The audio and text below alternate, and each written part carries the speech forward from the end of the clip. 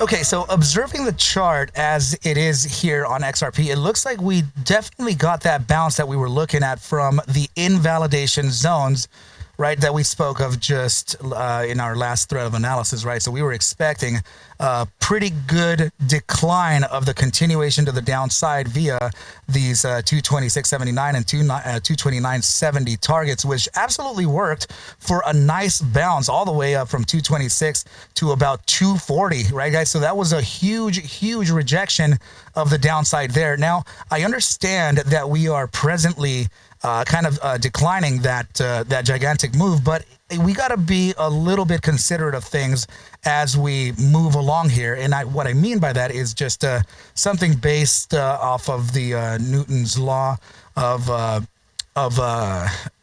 equal reactions, right? So if we're observing something like that, then that would mean that from this top side, we should be kind of testing your 50% zones. So if these 50% zones are in fact in the way, then that means that there's got to be a local support somewhere. And it looks like we're just about at that. So I'm thinking here that this could be an area to experience some kind of bounce. Of course, we're going to go ahead and validate, and of course, we're going to go ahead and see if that's even true. But but before we get started, please do me a favor, guys. Hit that like button, subscribe to the channel, do everything necessary to get this thing to live long, thrive, and survive. My name is Arca, coming at you at 11:31 p.m. Pacific time on Thursday, October 16th. Price action, spot price on XRP is currently sitting at 231.08 and a bit of a slight decline here. So if we're looking at some of these support bounds, I got to say that while they're a little, while they appear to be a little weak, we have a range to support anyway. So that would be somewhere along the lines of this rejection point, which is just about your 229.79, which is already drawn, and the area of about 231.47. I can't tell you how many times it is that I do exactly what I just did, where I put a line to where I already had a support bound that we've already kind of used. Okay, guys. So this is kind of I would say an inflection point of which can introduce much volume for an area for demand. Okay, so if it is that, then sure, it looks like we could actually experience some kind of bouncage from here, right, guys? And we actually just did it before. We broke out here, came back down, tested, and had that jump all the way to 240.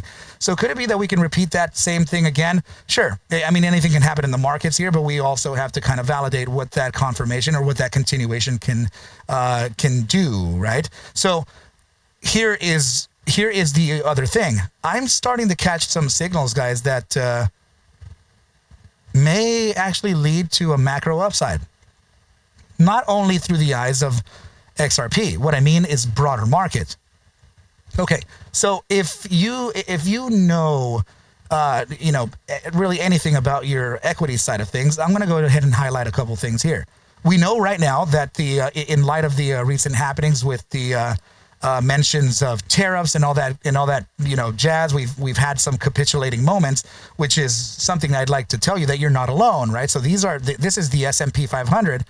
I mean, kind of looking at all kinds of reds and all kinds of drops and everything, right? And now observing your XRP ticker, of course, we have all these drops everywhere. So it's showing that there is a demand for attention and leadership from your broader markets. So the NASDAQ index and the SPX index, those are demanding the attention with these flashes. So they'll catch the attention here, and now everybody's eyes on the index, right, or the indices.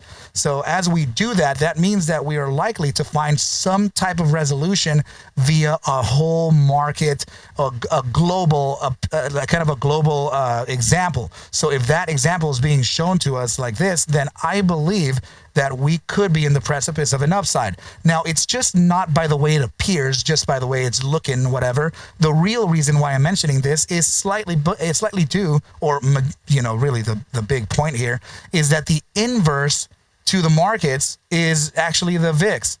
So the volatility index here is introducing to you a very huge historical resistance that has been used for major declines. So this means that inverse the volatility, downside volatility means risk on assets, right?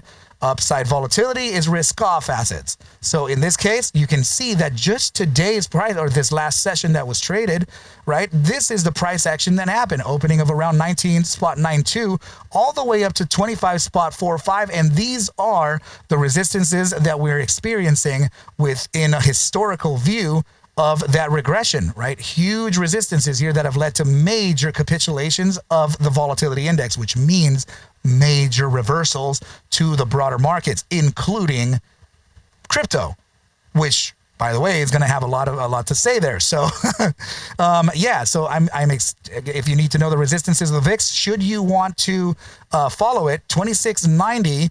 2771 and 2964 at a lower, the lowest probability to reach this area here. Okay, guys. Now let's go ahead and come back to the XRP chart, and I'm going to display to you something here that could introduce another upside based on these small caps here. I'm sorry, based on the smaller assets. Of course, this thing just broke into new territories of large capitalization, so I can't even say small. What I mean is that in reality, XRP is kind of a hybrid, right? It's following. It could move upside based on the large cap perspective on Bitcoin dominance dropping. Altcoins up when the dominance drops, and it could also move to the upside based on large caps, because that's where liquidity and capital goes in the flow, right? So that would mean that we would catch an upside of the Bitcoin all-time highs. And this distribution would lead into large caps, which then would flow into the already growing XRP. Guys, this thing's got double the strength both ways. So it's a really curious notion what's happening here. Okay, so guys, please remember that the beginner's mentorship for $100 of 9 weeks, 9-week mentorship for $100 is gonna be starting here. The class just finished, so enrollment is on. Links are in the description below. Make sure to get it. And it's going to be live with me, okay? Remember, live with me. Send me an email as soon as you get that done, and take it while the seats last. They tend to go out pretty fast as soon as I make them available, okay, guys? So let's go ahead and take a look at another perspective here, guys, and see what's up. So let's move along to this chart here, where you're seeing that Ethereum is presently in some type of a regression like this. This is your falling wedge. Guys, a falling wedge formation does introduce a pretty nice reversal of price. And we have the two confirmation touches of support, not this one here. In fact, you have 1, 2, and 3 to validate that you are within this convergence. This is a directional formation. This means that if it's built during an upside and then you start getting this convergence, this is an upside formation. If it was built during, say, for example, like, where's my drawing tool, right? So, for example, if this thing was built with price action going down and then you started this convergence like this, then that also means upside break into whatever targets we're gonna kind of observe here. So the way that you figure out the targets on this kind of formation is using it from the moment of breakout that you think may happen. This is an hourly chart, okay?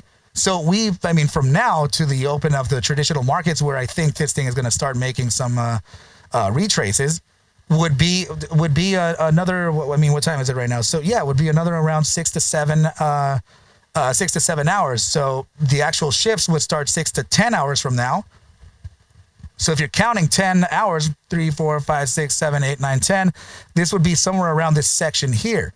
And as we kind of see this would be marking around 55 to 60% to the apex of the triangle, which means it's getting close to the true behavior. So 60 to 65 to 75% is your typical breakout for this formation. So that leaves things pretty, nicely set here, right? And that would mean that if this regression is actually at the bottom there, then that would actually mean that also XRP may be finding its support soon too. So if that is true, then maybe XRP is also within that kind of formation. Let's look at the hourly time frame on this and see what it looks like from a broader perspective. Well, what do you know? There's that shape. I know people are looking at this. I know people are looking at that. But many people aren't looking at many people are looking at your falling wedge. right? Which is showing very, very familiar here within your Ethereum chart as well, right?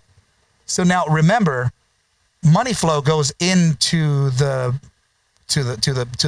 big boys, right? So money flow would go into Ethereum, it would go into Bitcoin. So Ethereum facing this kind of formation, guys, it's a triangle family. This means that it's a high probability reversal.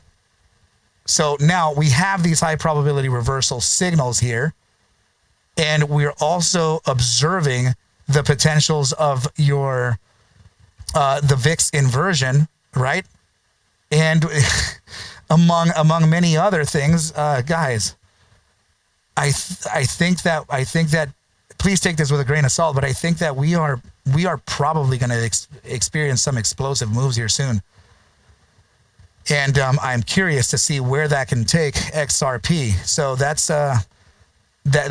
yeah, we're gonna figure all this stuff out. We're gonna continue observing the price action here for the asset, guys. But this is a very, very bullish convergence that we're experiencing here, guys. This would be somewhere around these types of grabs, just like this here, right? And I know that there's a mess up there, right, guys? But this is roughly what you're experiencing here.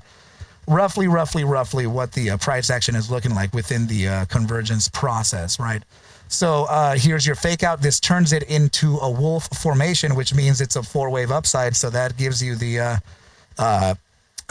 this would give you the 1, 2, 3, and 4, or if you want to count this as 1, 1, 2.